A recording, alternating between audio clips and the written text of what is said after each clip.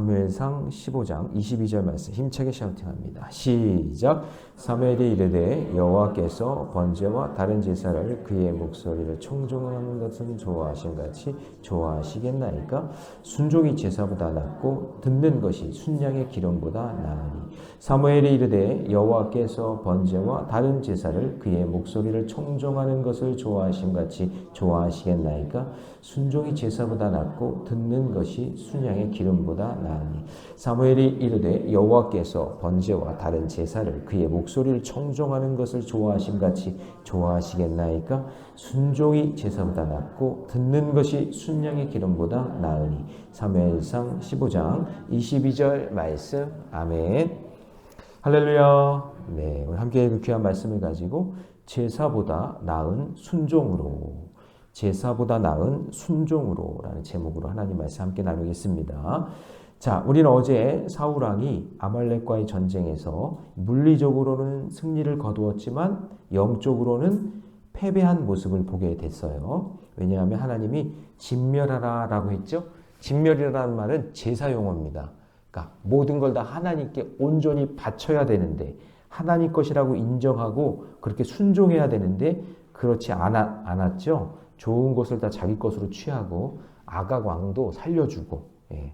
그래서 왜 그렇게 했냐고 물으니까 나 하나님께 좋은 거 드리려고, 그거 좋은 거 다 하나님께 제사 드려서 바치려고 그랬다라고 하면서 거짓된 변명을 이렇게 늘어놓게 되는 겁니다. 여러분, 죄를 지으면요 계속 죄는 반복이 되고 더 계속해서 끊임없이 이루어지는 거예요. 회개를 해서 그 고리를 끊어야 되는데 그거를 끊지 않고 계속 죄를 지으면 변명에 계속해서 그런 게 나온다는 거죠. 그래서 사울왕이 하나님의 말씀에 불순종하는 모습을 보면서 인간 왕도 어쩔 수 없는 죄인이라는 것을 보여주고 있습니다. 한편 어떤 생각이 드냐면 이런 생각이 들어요. 하나님은 이런 우리들에게 어떤 사건을 통해서 신앙의 문제 그리고 하나님과의 관계가 회복되기를 원하신다는 거죠. 뭔가 이렇게 있으면 전쟁을 통해서 순종하면 하나님과의 관계가 회복되는 거잖아요. 그렇죠? 그리고 뭐 예를 들어 제사를 드린다 그러면 순종하면 또 회복이 되는 거고, 또 죄를 졌을 때 회개하면 또 회복이 되는데, 하나님이 이렇게 보면 지금 계속해서 사울에게 기회를 주는 거예요. 어떤 사건을 통해서 돌아오라고, 회개하라고. 근데 그거를 계속 놓쳐요. 계속 놓치니까 계속해서 죄의 구렁텅이에 계속 빠져가는 거죠. 예. 이거를 어떤 사건을 주셨다라고 했을 때는 그 사건 속에는 주께로 돌아오라, 회개하라, 나와의 관계, 내 마음, 이런 것들을 잘 한번 여러분 보셔야 돼요. 어떤 일이 딱 일어났다 그러면 하나님의 마음이 거기 담겨 있는 거예요. 사건을 그냥 주시지 않아요. 사건을 주시면 반드시 거기에는 하나님의 마음이 담겨져 있어요. 하나님의 마음을 깨닫는 저와 여러분 되시고 기회를 놓치면 안 돼요. 저를 따라해 봅시다. 사건을 통해 기회를 놓치지 말죠. 기회를 놓치면 안 돼요. 자, 그래서 오늘도 이제 순종이 제사보다 낫다라는 이 말의 의미가 무엇인지, 우리 뭐 노래로도 많이 부르고 뭐 그러는데 그 의미가 무엇인지 한번 살펴보겠습니다. 자, 오늘 본문 중심으로 보면 첫 번째는 뭐냐면 하나님의 마음이 중요하다 이 얘기예요. 하나님의 마음이 어디에 있는가? 순종이 제사보다 나은데 제사 드리는 그 행위보다 하나님의 마음이 더 중요하다. 순종하는 마음이. 그래서 22절에 보면은 거기 이제 순종이 제사보다 낫고 이렇게 돼 있죠. 여러분, 이게 이제 많은 오해가 있는 게 이 부분만 딱 떼서 이야기하면서 그러면 목사님 형식은 필요 없는 거 아닌가요? 제사니까 형식이잖아요. 그러니까 뭐 예배 드리고 우리가 뭐 이렇게 섬기고 하는 행동하는 거, 그러면 그런 거는 소용이 없고 그냥 우리는 그냥 마음만 중요하고 그냥 순종한다는 것, 그런 것만 보여주면 되는 게 아닌가요? 그래서 순종은 필요하고 제사는 필요 없다? 이런 말이 아니죠. 그런 말이 아니라 제사가 필요 없다는 말이 아니라 불순종하는 것이 문제다 그 얘기예요. 불순종에 초점을 맞춰야 돼요. 그러니까 제사를 왜 드리는가? 여러분, 제사를 우리가 예배를 왜 드려요? 예배는 하나님의 마음을 알고자 드리는 것이고 그 마음을 알고 우리가 뭐 해야 돼요? 순종해야 되는 거잖아요. 그렇잖아요.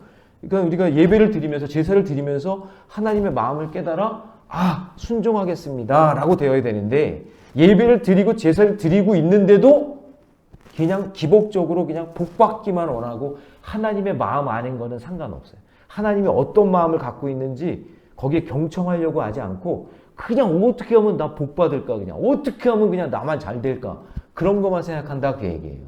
하나님의 마음을 모르고. 그러니까 그게 순종이 안 되는 거죠.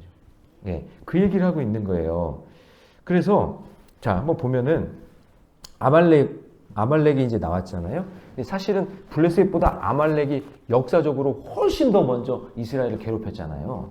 그러니까 아말렉에 대해서 하나님은 늘 마음을 갖고 있었어요. 아말렉이 거의 주적과 같은 거예요. 왜냐면 이스라엘 백성들 그 광야 건널 때 뒤에서 공격했으니까 치사하게. 어린이들, 노약자들 그렇게 공격을 했잖아요. 그래서 하나님은 언제든지 하여튼 아말렉을 진멸하려고 마음을 먹고 계셨는데 사울에게 너 왕이 됐으니까 한번 사건을 보여주신 거죠. 그럼 사건 속에는 뭐가 있다 그랬죠? 하나님의 마음이 있다 그랬잖아요. 그러면 그 사건을 보여주셨으니까 거기서 순종하고 아말렉을 진멸하면 되는데 어떻게 했어요? 아각 살려주고 좋은 거 다 취하고 이렇게 된 거죠. 그러니까 하나님이 마음이 속상한 거죠. 왕으로 세웠으면 이렇게 은혜를 줬으면 그럼 순종해야 되는데 그걸 순종하지 않은 거니까. 그래서 여기에서 이제 문제가 생기는 거예요. 그러니까 여러분 교회 시설이 좋고 뭐 예배드릴 환경도 좋고 모든 게 다 있어도 우리가 순종하는 마음이 없으면 소용이 없어요. 그 마음이 없으면 우리의 예배가. 그래서 하나님 앞에서 순종하는 자로 서 있는 예배의 본질, 그것이 우리가 회복되어야 되는 거예요. 그러니까 예배는 우리의 삶에 꼭 필요한 것인데 진정한 마음으로 순종하는 삶을 살고 있는가? 요거를 생각하면서 예배를 드려야지 되는 거지. 나 중심으로 예배 드리면 안 되고 누구 중심으로. 그래서 그게 신앙의 기초인 거예요. 하나님 중심, 말씀 중심, 성전 중심이 이게 안 돼요. 말로는 그렇게 얘기하는데 그냥 다 나 중심, 내 욕심 이렇게만 바라보고 있다는 거죠. 그래서 22절 그 끝에 보면 뭐라고 되어 있죠? 듣는 것이 순양의 기름보다 나으니. 듣는 게 뭐예요? 하나님 말씀 잘 경청하는 게. 하나님 마음이 뭔가 그거를 잘 경청하는 게 그게 중요하다 그 얘기예요. 그게 진정한 예배다라는 거죠. 그래서 예를 들면 예수님이 이제 벳세다 들녘에서 배고픈 사람들을 먹을 걸 이제 먹이기 위해서 있었는데 그때 그곳에 배고프면은 뭔가를 먹여야 되잖아요. 근데 먹을 것을 가지고 있었던 사람이 어린아이 그 아이 오병이어 들고 있었던 그 아이 하나밖에 없었을까요? 아니요. 다 보따리에다가 뭐 몰래 먹으려고 다 뭐 하나 가지고 있었을 거야. 응? 우리나라로 치면은 가볍고 손쉽게 먹을 수 있는 제가 볼 때 장아찌 같은 거 넣고 왔을 것 같아. 짠지 뭐 이런 거. 젓갈. 그냥 쉽게 비벼 먹을 수 있잖아요. 왜 침이 나오네. 있었을 것 같아. 근데 예수님이 이 백성들을 먹이고 싶어하는 그 마음을 알고 있었던 아이는 이 아이밖에 없는 거예요. 그러니까 이 아이가 그 예수님의 마음을, 눈빛을 보고 예수님을 보니까 내 거라도 드리면 좋겠구나. 그럼 이걸로 뭔가 하시겠지 하고 그 오병이어 그거를 예수님의 마음을 아니까 가져온 거예요. 그거를 드린 거예요. 그 예수님의 마음을 안 거예요. 그러니까 하나님이 예수님이 거기 축사하시고 사람들이 배불리 먹이시는 거예요. 이거예요, 이거. 마음을 아는 거. 그러니까 여러분, 이 아이의 순종을 보세요. 순종이 제사보다 나은 거예요. 이거예요. 그러니까 하나님이 그냥 복을 주시는 거예요. 그러니까 우리의 인생도 마찬가지예요. 하나님을 보실 때 하나님의 마음이 뭘까? 저 말씀 속에서 나에게 주시는 그 마음이 뭘까? 그걸로 깨달으셔야 되는 거죠. 그래서 질문 드립니다. 나는 하나님의 마음을 알기 위해 예배합니까? 아니면 오직 기복을 위해서만 예배합니까? 하나님의 마음을 아는 은혜가 있기를 주님의 이름으로 축복합니다. 자, 두 번째는요. 순종이 제사보다 낫다는 말은요. 그 무엇보다 하나님을 두려워하라 그 얘기예요. 하나님. 자, 여러분 23절에 보면은 자, 23절 읽어봅니다. 시작. 이는 거역하는 것은 점치는 죄와 같고 완고한 것은 사신 우상에게 절하는 죄와 같음이라. 왕이 여호와의 말씀을 버렸으므로 여호와께서도 왕을 버려 왕이 되지 못하게 하셨나이다 하니. 자, 여러분 지금 그제서야 자기 죄를 깨닫는 거예요. 지금 이게 사울의 죄를 딱 지적하는 거예요. 그러면서 하나님이 너를 버렸다 이렇게 얘기하잖아요. 그러니까 버렸다라는 말에 충격을 받았겠죠. 그러니까 뭐라고 변명하냐면 사울이 이렇게 얘기해요. 24절 시작. 사울이 사무엘에게 이르되 내가 범죄한 나이다. 내가 여호와의 명령과 당신의 말씀을 어긴 것은 내가 누구를 두려워해? 지금 백성을 두려워할 게 아니죠. 이거 거짓말이에요. 백성 두려워한 게 아니잖아요. 그게 아니라 자기 욕심 채우려고 이렇게 한 거였잖아요. 근데 지금 누구를 두려워해야 되냐면 하나님을 진짜 두려워해야 되는데 백성 눈치 봤다, 백성 두렵다 지금 거짓말 또 하고 있는 거죠. 자기와 함께 백성에게 돌아가 하나님께 제사를 드려달라고 그러면서 간청을 하면서 자기가 믿음 있는 것처럼 얘기합니다. 그래서 25절 보면 청하오니 지금 내 죄를 사하고 나와 함께 돌아가 나로 하여금 여호와께 경배하게 하소서 하면서 막 예배드리게 해달라고 막 그렇게 하고 있는 거예요. 근데 겉으로는 이렇게 회개하는 것처럼 보이지만 실제로는요 자기 자신을 높이려는 것을 사무엘이 다 알아요. 그 마음을. 그래서 30절로 갑니다. 30절 같이 있습니다. 시작. 사울이 이르되 내가 범죄하였을지라도 이제 청하오니 내 백성의 장로들 앞과 이스라엘 앞에서 나를 여러분 자기를 높이면서 예배를 드려달라 그 얘기예요. 나를 높여달라는 거예요. 지금 예배의 주인공은 누군데? 하나님인데 자기 높여달래요. 나와 함께 돌아가서 내가 당신의 하나님 여호와께 경배하게 하소서. 결국에는요 자기를 높이는 그러니까 내가 이렇게 회개하고 내가 이렇게 문제 없다라는 것을 예배를 통해서 증명해 달라 그 얘기예요. 여러분 예배가 자기 증명하려고 예배 드리는 게 아니잖아요. 하나님을 예배해야 되는데. 그러니까 내가 당신의 하나님 여호와께 경배하게 하소서. 그러니까 나의 하나님도 아니고 당신의 하나님. 다시 보세요. 여러분 거기 끝부분 30절. 내가 당신의 하나님 여호와께. 지금 누구에게 숨고 있는 거예요? 사무엘의 뒤에 숨고 있는 거죠. 제가 주일에 숨지 말라 그랬잖아요. 하나님 앞에 나오라 그랬잖아요. 근데 또 사울 뒤에 딱 숨어가지고 당신이 예배드리면 나 죄사함 받을 수 있으니까 당신이 어떻게 좀 해달라고. 사무엘 뒤에 딱 숨는 겁니다. 그러니까 사무엘이 틀렸다 얘는. 그리고 사무엘이 가버립니다. 그러니까 가려고 그러니까 뭐라 그래요? 27절 같이 있습니다. 시작. 사무엘이 가려고 돌아설 때에 사울이 그의 곧 옷자락을 붙잡고 막 찢어진 거예요. 그러니까 나 이렇게 그냥 두고 가면 어떡하냐고. 옷을 붙잡는 거예요. 근데 사울이 딱 봤을 때는 얘는 이제 끝났다. 그리고 그냥 가는 거죠. 여러분 하나님을 두려워하고 회개할 기회를 놓치면 안 돼요. 하나님은요 꼭 회개할 기회를 주세요. 예. 가룟 유다 보세요. 가룟 유다 볼 때 가룟 유다 이곳에 팔자가 있느니라 그랬죠. 그랬을 때 자기 알잖아요. 자기인 거 알잖아요. 그럼 회개했어야죠. 들통 났구나 이거. 회개해야 되는 게 맞잖아요. 맞죠? 네, 맞아요. 지금 나와 함께 이 손을 넣는 자가 나를 팔자다. 지금 기회 온 거예요. 살려주려고. 그러면 아멘하고 들켰네. 죄송합니다. 예수님 제가 은삼십냥에 그냥 이렇게 했어야 되는데 안 하는 거예요. 그냥 어떻게든지 빠져나갈 궁리하고 어떻게 하든지 그냥 저기 해보려고 하는 그런 미련한 생각을 갖고 있는 거죠. 그래서 여러분 복음과 가장 예수와 가장 근접한 자리에 있었던 사람이 가룟 유다거든요. 가룟 유다인데 결국에는 어떻게 하냐? 회심하지 못하고 회개하지 못하고 결국에는 지옥행이 돼버린 거죠. 스스로 목숨 끊고.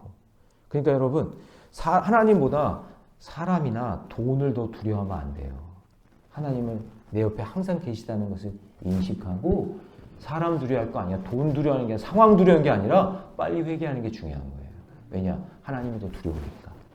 그게 여러분 순종이 제사보다 낫다 그 얘기예요. 자 마지막 세 번째 순종이 제사보다 낫다는 말은요. 그래서 진정한 회개가 있어야 된다는 얘기죠. 자, 사무엘은 사울을 따라가 함께 여호와를 경배하게 합니다. 31절 보면은 같이 있습니다. 시작.